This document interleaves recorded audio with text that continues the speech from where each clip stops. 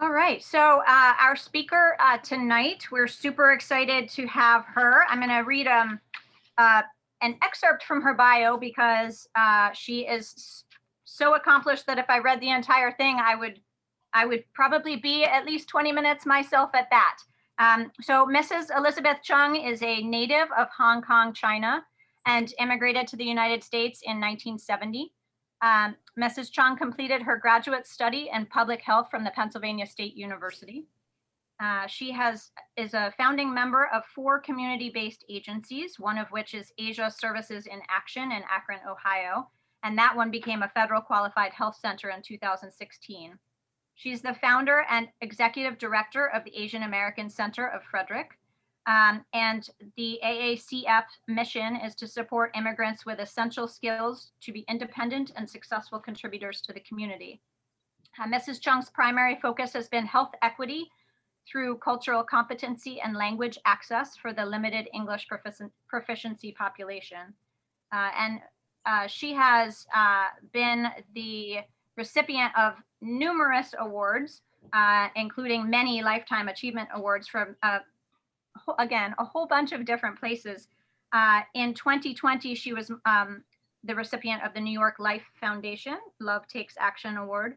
And Mrs. Chung's most recent accomplishment is the development of the Community Health Worker Program in Western Maryland, which is expanding public and community health workforce development to address health disparities for the most vulnerable populations in the community. For her international work, Mrs. Chung serves as an advisor for the K-12 Global Education Research Association in China. And in 2020, Mrs. Chung was appointed by Governor Hogan to be reappointed to serve on the Asian Pacific Island American Commission for her 4th term. She's also appointed as the chair of the Maryland Community Health Resources Commission in 2019. Mrs. Chung resides in Frederick with her husband, Dr. Stanley Chung, who is a retired orthopedic surgeon. Before we get started, I just want to go over a couple reminders. We have the 20-minute time limit on our talk this evening without time for questions, but we can always put you in touch with the speaker if you have specific questions afterwards. And it is being recorded. The talk will be available on our website with ASL interpretation as well. And lastly, if you can tell me how you would like to be notified of your 20 minutes. I can give you a 5 or a 2-minute warning. 5-minute warning would be good. Okay, and would you like that via the chat, or shall I text your cell phone, or what's best? I think that I probably just yell at me. Let's just see. Just say something so I can hear you. That'd be great. Yeah. Sure. Thank you. All right. Thank you so much. Please take it away. Thank you so much. Good evening, everyone. I'm Elizabeth. It is such an honor that I have a chance to come to you. Frankly, this is the common market have been really, in my opinion, that as a public health nutritionist, that I felt just such an honor that that speaking to you. I know that how much you care about your access to food, good food, nutritious food, and so forth. So it is an honor tonight. What I would like to do is go just briefly over what we're doing in AACF, and then I would like to give because this month is the Asian Heritage Month, and this has been have mixed emotions because we celebrate the contribution of the Asian American communities and the Pacific Islander. At the same time, we also are experiencing so much more, in terms of the hate crime that we have, and even here in Frederick, Maryland. So to give the screen is up here, and just to say a little bit about the symbol, it doesn't have much of the character per se, but you can see that to me, it's just a vibrant person, just dancing, a lot of energy, but also different colors, in our logo, meaning that we really believe that from my philosophy, we are one human race and embracing, the diversity, and it has always been my practice in my last 50 years. So next slide, please. And I would like to touch upon, down the equity issues in our practice. Next slide. Thank you so much for helping me to advance that.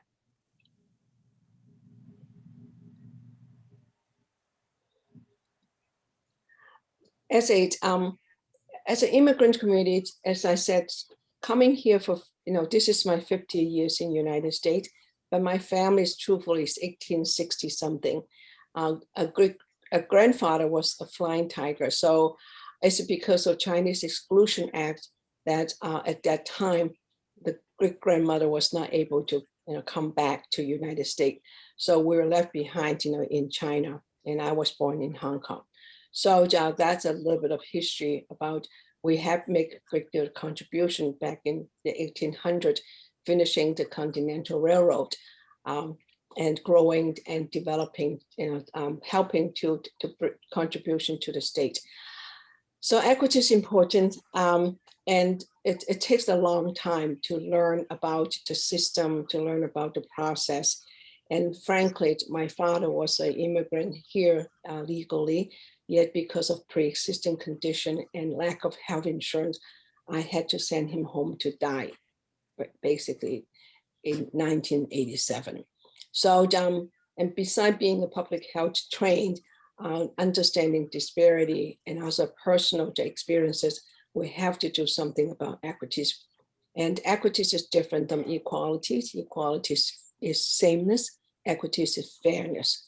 So as an agency, that is what we strive to do. Next slide, please. And our goal is to help our community to be independent and essential. Oh, I noticed I have a misspelling here. So forgive me. So the little bit history, if I can go to the next slide. 2005, I came to Maryland 1995. So it's been 30 years almost. But the agency has only started about 10 years after I helped my husband to set up his practice. And I'm still a public health in a nonprofits mindset. So maybe 7 years each. So I came back to the community and started what we call is really Learning Institute for Enrichment and Discovery, a after-school program. But because I'm Chinese and because I'm public health, so kind of like, it's very natural to lead into doing things that culturally relevant to the Asian cultures, but also seeing the immigrant themselves. Again, as I said, that I believe in equity. So when the door was open, then we serve everyone till today. So we have over 2,500, roughly down on a yearly basis, and good more than 85% are a minority. And we have 35 languages in our office. So I'm very, very proud because we recognize that, again, coming to the country, we really have to understand the law, and it's a civil right Title VII to say that no one should be denied of services because of the language barriers or the birth or origin and so on and so forth. So we felt very strongly that language is very important for communication. So we have tried very hard. And it's not just the Asian languages. We have Russian and German, and I have seen elderly that when they are really at the stage where they just want to talk in their own languages, even though they might be in the United States for decades. So it's just so important for the patient to communicate with a doctor. So we have language services and cultural event mentoring and all that. So sometimes folks will say, "Wow, we're doing so much. So how can we not be right?" So if you look at the well-being of a person, that is just really housing, transportation, clothing, safety and mobilities, all of that is part of our life. So basic need. So when we have to address the basic needs, we have to address all of them integratedly. And I really believe that I'm so happy to see as a public health and activist that now that the country is moving more toward integration. So next slide, please. So really from cradle to career, you can see that we do a lot of, a lot of work, it's just important to add perinatal education, right? Before birth, and during pregnancy, prenatal care, and early childhood education very important. So we touch upon down all age group. That's who we serve. Next. Again, being immigrant, we do citizenship integration program. I hope that when I'm reading this program to you, that maybe you can be inspired and think about, oh, this night I can probably help, because volunteerism is also another aspect of what we do.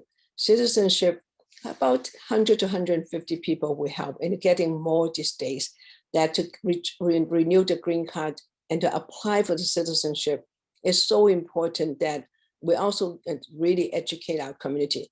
What does that mean to be American? What is the Constitution? What is the values of being American? What is it justice, fairness, and equities and equality? So, but at the same time, what are the responsibility? Register to vote, serve jury, bear arms to protect the countries. So all of that is important to us. My home country is China, but my country is America. So we want our new immigrant to understand that very clearly, that we need to be independent, self-sufficient, make contribution to our country. It is only 240 years young. But so, however, this is no other country on planet Earth we think has such a richness, because we truly, truly embrace that, that diversity. Differences make us so much stronger. We understand each other better. So history is important. So we also want our new immigrant understand, the history of our countries, the 401 years, history our African American community came, to, endure. So, understanding those history help us to appreciate more about what we have right now. As I said, we couldn't really speak English very well, like my husband, and became chemist, chemical engineer, and at the age of 37, went back to medical school. It's only in America. If he was left behind in China, then he probably working with transistor factory and so forth. So it's just so wonderful to see the opportunity we have, and that's one of the reasons why we emphasize volunteerism. We do have the retired senior program and also senior companion program. Giving back is a must, for all of us, in the service in the agency. We do a lot of volunteer work. I'm not going to do this, but this is wonderful. The Star Talk is, we had it for 9 years teaching Chinese, down to middle schooler and also elementary schoolers, free, 2 wonderful week. And we want to really address those after school program for kids who may otherwise have no opportunity to do. Next slide, please. Okay, this is an important piece of, the slide I want to share with you. So the blue one is really what we call social determinant of health. You see the food is there, health is there. So what impact our health is a really different factors, and those have to be considered. Do we have access to good food, fresh food? It's so wonderful to see that, we do have farmers market, we do have common market, we do have, access to food. However, we need to teach education about, the nutrition and so forth. I give you an example. We are very integrated. We send our kids to the farm in the summertime called Healthy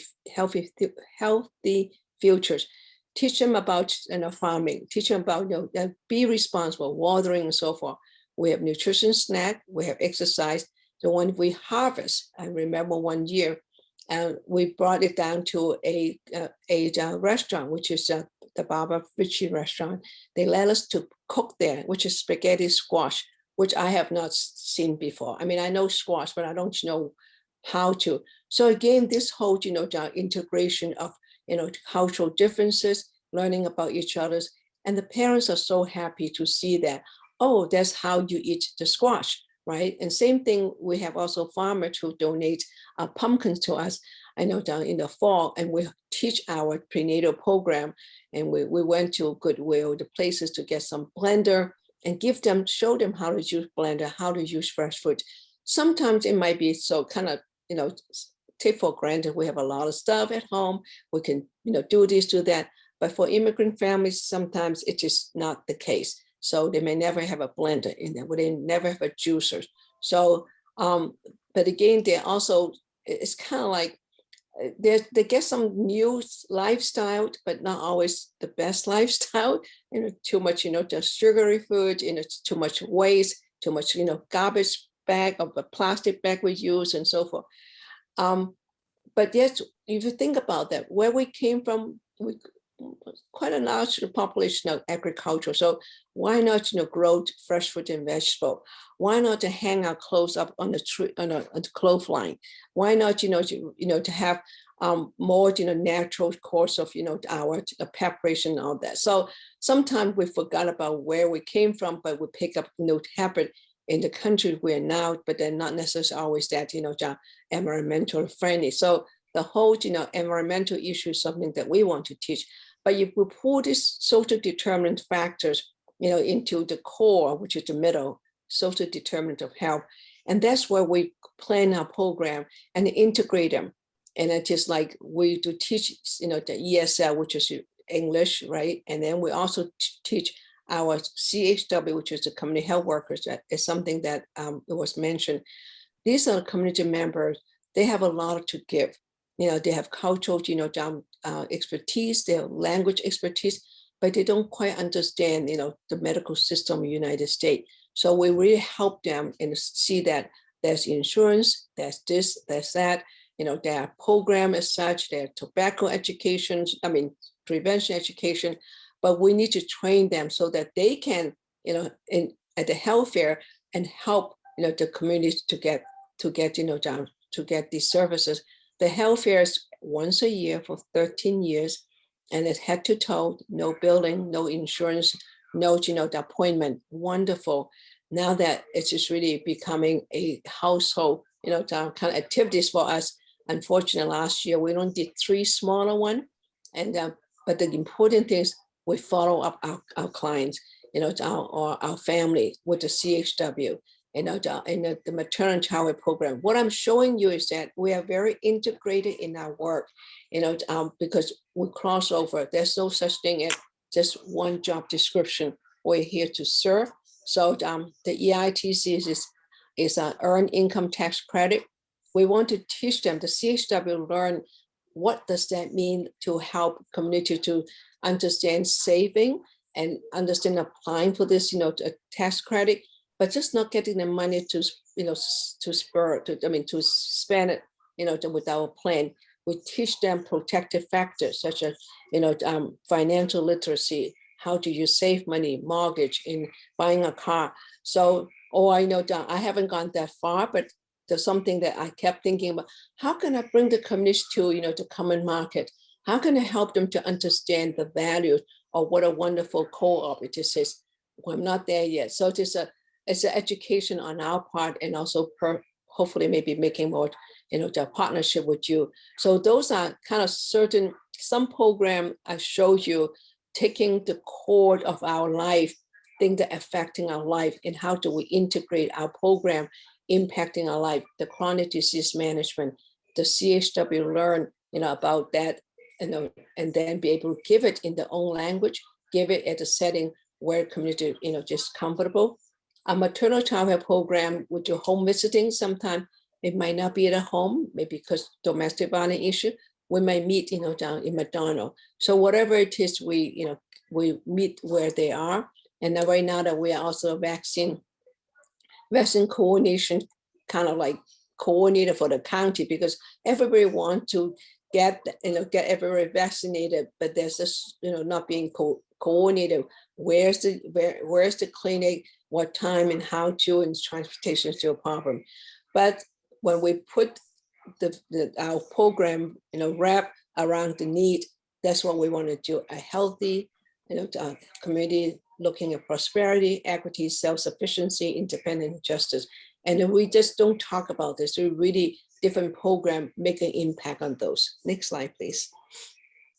So I'm not going to that. I just show you there are many programs in the country. We learn. We don't know exactly how to, but we read, we learn. Cradle to career model. How can we? What can we learn from them? How does that work in Frederick? Next slide. The same thing, this is South Lake, and they also have just so much, wonderful program in our nation that we can go and look at. And we do, take those, program and follow them because it works for them, evidence-based, right? So we just learn as we go, and we, maybe go forward 2 steps and come back 1 step. We keep going. Next slide. And so, the success is really, we become the hub of the information for immigrant. Our services are free, and we're the only one that really did this citizenship because it's expensive. $300 an hour for a lawyer, and then you take even 5 hours, 10 hours, whatever time to, to apply for citizenship green card. And then we have to spend $750 for the application fee. Our community doesn't always have the money to do that. So, but we're the only one in Frederick County to provide the service, plus the ESL class, so they learn English, plus the one-on-one citizenship class, they learn about civic and citizenship. Then we, we go over the question with them, 100 questions. Then we hope, hopefully they become citizen. Then we also want them to say, it doesn't matter which party they want to register, vote, become, informed, citizen. So I would do a lot of work for, particular among the women. They have to take care of kids. So it is, kind of universal. Parenting is most important. How can we best help our family to raise a family, but maybe they come with certain skill set, right? So we try to develop, do a lot of internship, AmeriCorps, and find ways to help our family to get into the workforce. Volunteerism, we have AmeriCorps, Senior Companion Program, RSVP program, and our Ambassador program. One of the program that we have is really called S2M2, Science, Services, Medicine, and Mentoring. What we want to do, particular women that we, in the high school level, we give them 1 week. We teach them about laparoscopy, suturing, X-ray, delivering baby, OBGYN. So they get a sense what a doctor's is like. And then, then we want them to let us know how we can help them to go into the medical profession, a nurse, a doctor, and we mentor them. Our commitment is 5 to 7 years. And we do have one young man that really going through this right now. So it's great. Cultures and art, we do also, like I said, language program and so forth. We sent about 20 kids to China in the past 15 some years. And then we have 3 of them, went to 5 years of full scholarship, 1 year learning Chinese, 4 years, college. And they all, did very well. And they go to like a Harvard Business School in China. I mean, this kid could not even go to FCC. They didn't have money, they have to work. So we want to open opportunity, and it's so important, I felt, for our community to, to be global citizen, because we need to know, we have to be competitive, with the world. So again, we do Lunar New Year's, we do a Beijing Opera, never heard of, right? In Frederick, Beijing Opera, all the way, they perform in Kennedy Center, where we're lucky we brought them to the FCC. So those are a lot of, we love what we do, and we do what we love. So next slide, we see what we have. So again, those are what we do. How we do is in this piece right here, that we really would like to have the collective, model, asking to a partner like yourself, and you're so wonderful. We did, I think 1 year, got, donation from your patrons. They, went into your store, they bought the stuff, they put it in outside, and we do have food. That was before COVID, and we were able to take your food and deliver to, using our volunteer, to homebound, we're veterans, we're elderly, and we gave them away. So that is the kind of network we want. We want to be very, fiduciary responsible. We have a great deal of, the federal, the project that is very, demanding for those of you, if you know about the federal funding. So we're happy, that we were recognized and able to, receive those support. So we want to continue to have, advisors from, the communities. We want to see data being collected. We're not 100, really, we're still learning. So what does ACN need in terms of collective impact? the organization model, we need help. We need, you know, down a great deal of support. We need social media, you know, we need, you know, data. We know we want to do a very good audit because again, it is required of us now. And so we want to see a good, you know, kind of guidance. So I want to invite you all to see if you want to be, you know, volunteer to us, you find a niche, please, you know, don't let me know. So we call it the leadership table. Next one. And we're at 2 minutes. Okay, thank you. So these are partnerships, you know, we have more than 30 partnerships, you know. AmeriCorps is 16 station. We do with Frostburg University for the what they call conquering opioid addiction together, abusers together. So this AmeriCorps member learn, and we have about six different ethics, you know, different members. They're young. Oh well, no, not really.